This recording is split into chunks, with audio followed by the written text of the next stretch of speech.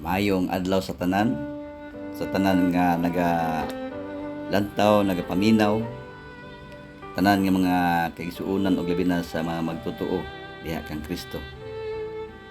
Ako si Pastor Demer Patagok, usa ka pastor sa Church of God 70 Incorporation, nga nagadumala usab sa among lokal sa diri sa San Francisco, Agusan del Sur.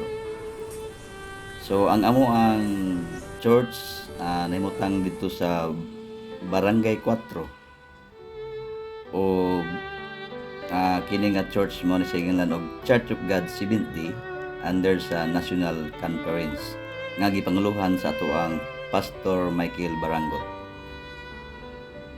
So kini nga buluhaton namugna ni aron sa pagpalambo sa mga pulong sa kamatuoran nga gusto namo nga mapaambit usab sa uban mga katawan nga wala pa makaila sa kamatuoran.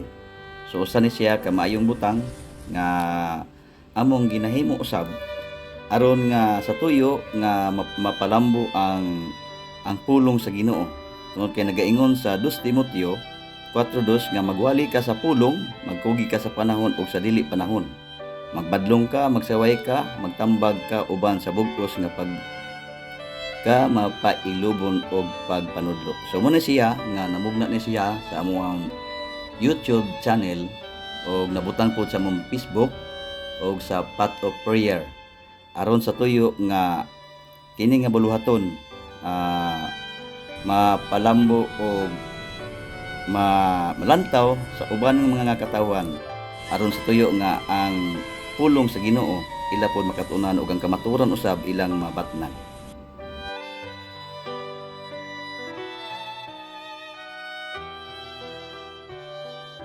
Matahom kayong pamalandungon ang mga butang nga nahimo nilang papa o ni mama. Labi na si papa nga iya gyud gipaambit ang kamatuoran nga nabatnan. Gikan siya ang pagkabag-o siya kinabuhi nga nabautismohan siya o padayonon sa pagpangalagad hantod sa katapusan ng mga adlaw. So ang kamatuoran nga nakang papa indot kayo nga ako sad mapaambit sa uban. Usa ka mayong butang ang kamatuoran sa Church of God 70 ato yung isangyaw tungod kay mo na siya ang maayong balita nga makatakan nato kadaugan sa itong kinabuhi. O dinhi magsugod na ta sa ato ang bulwaton sa pagpaminaw sa mga pulong sa Ginoo aron atong masayran kung unsa ang makahatag katong interes nga batunta sa mga pulong ni God sa tuwang kinabuhi. So niini nga bulwaton atong sugdan ang maong mensahe.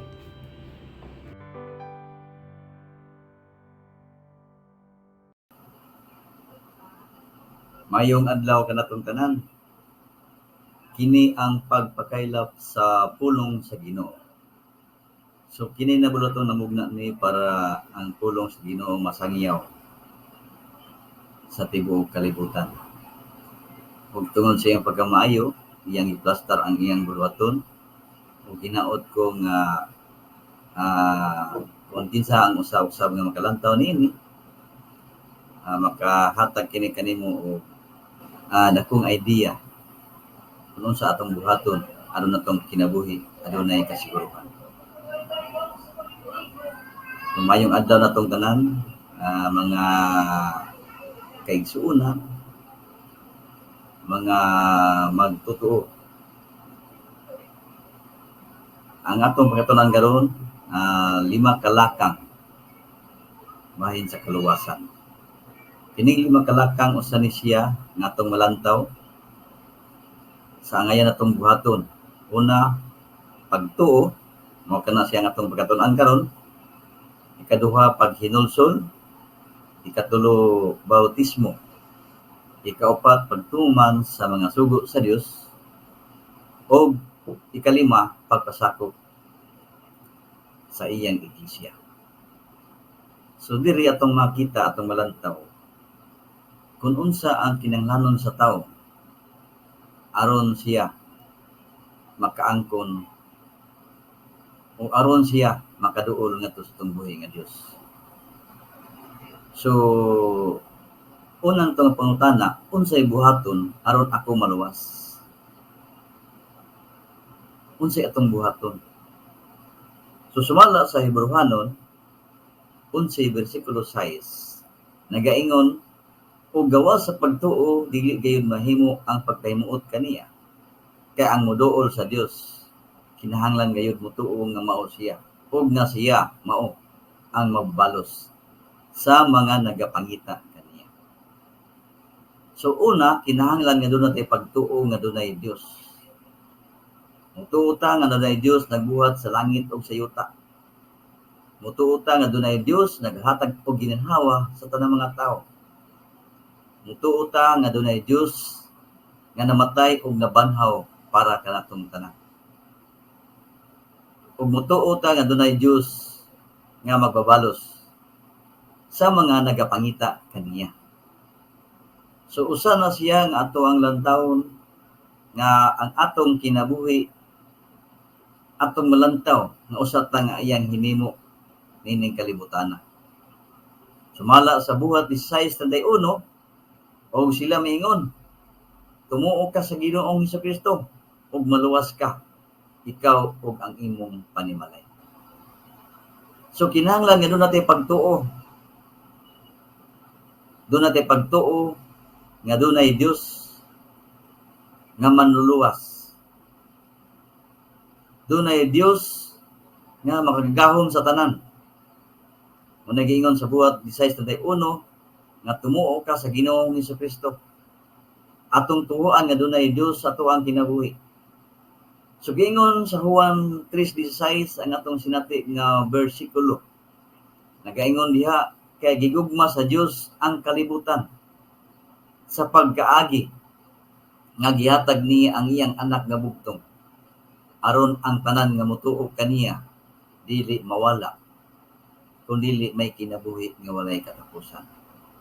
Tungod sa iyang dakong gugma kanato, iyang gihatag ang iyang hinigugma nga anak bugtong aron nga ang tanan nga motuo kaniya dili mawala.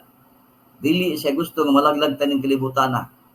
Munang iyang gihatag ang iyang bugtong anak aron kita makaangkon ang kaluwasan. Igsuon, usa ang Dios nga naglantaw kanino. Tungod sa iyang gugma. Tungod sa iyang dakong gugma kanato, iyan ang gihimo aron dili ta malaglag nining kalibutana. Gingon sa 2 Pedro 3:9, ang Ginoo dili magalangan may tungod sa iyang saad. No? Doon na sa iyang saad. Kung nag-ingon siya, dili siya maglangan sa iyang saad. Ingon sa paglangan sa ginahuna-huna sa uban. Apan siya may pagkamapailubon alang kaninyo. Sanglit, dili buot nga may bisan kinsa mawala, kundi nga ang tanan makadangat sa paghinulsyo. Muna iyang gusto. Dili niya gusto nga malaglag ta ng kalibutana, kundi ang tanan. Gusto niya ang tanan makadangat sa paghinulsyo.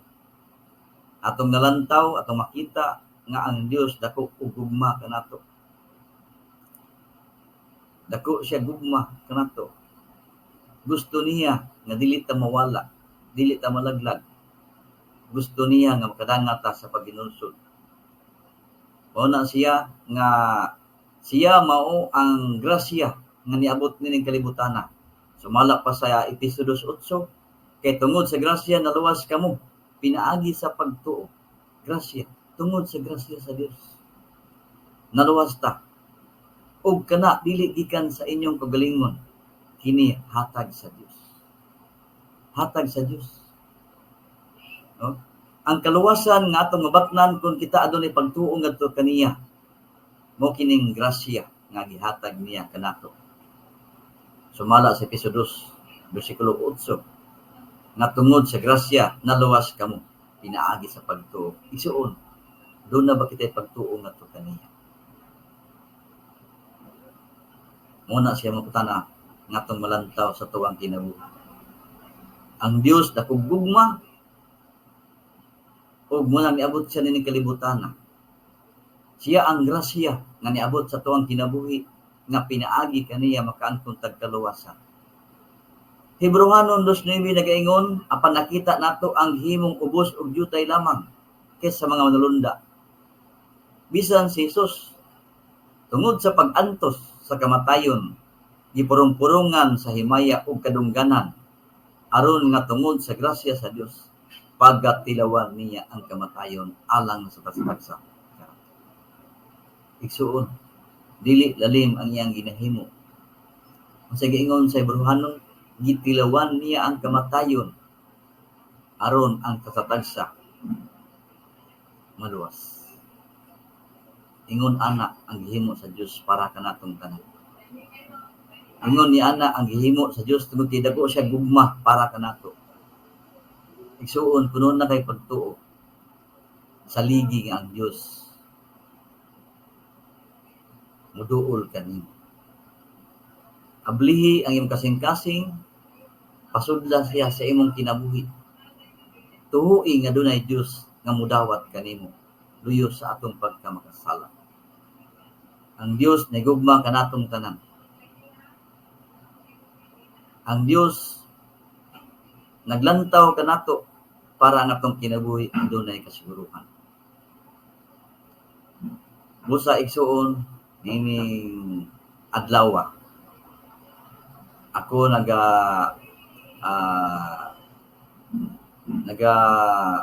sangyaw nining pulong sa Ginoo aron nga atong masayran kung unsa ang Dios sa atuang kinabuhi. So, una, mo kini siya ang mga lakang sa kaluwasan, una natong gitunan ang pagtuo o hinaot ko nga sa ikaduha natong panagkita atong tun-an ang paghinulsol. O atong malantaw nga dunay Dios nga nigugma nato. O hinaot ko nga sunod natong panagkilit anay ato sa malantaw ang mga verse, ang mga pagpadayag sa balaang kasulatan. O inyong malantaw kini ang pagpakaylap sa pulong sa Ginoo. So, subscribe sa among channel para daghan pa ang atong ibawan. Like and share. O ginaot ko nga ang Dios magapadalangin kanatong tanan. O doon na mo mga comment na ibutang lang sa comment section sa atong YouTube, Facebook o sa feeds. O ini ako nagalaom nga sa mubo na to nga panag saysay sa pulong sa Ginoo inyo sa makuhaan og pagtulunan. O magampo ta mayong adlaw. Labing gamanan ng mga Dios nga naka sa mga langit, amahan nga balaan. Salamat Ginoo sa kadalangin Lord nga manggihatag kanamo ning adlaw. Salamat naman sa nagalantaw Ginoo, ikaw magabless ang kinabuhi. Ikaw Ginoo gataban kanila nga pinaagi nini nga bulaton. Ilang masayran kung unsa ka Ginoong Dios sa ilang kinabuhi. Salamat Ginoo sa mga panalangin Lord nga mong gihatag. Labi namahan kining among bulaton karon kapadayonon kini aron daghan pang masayod sa kamatuoran. O salamat Ginoong Dios imong pulong nga imong ginahatag kanunay. Ug sa sunod na pod na panagkita, bless Ginoo ang matagusa. Salamat sa panalangin Lord, ang tanan among isalig sa ngalan ni Kristo Jesus ang butong ug maluluwas. Amen.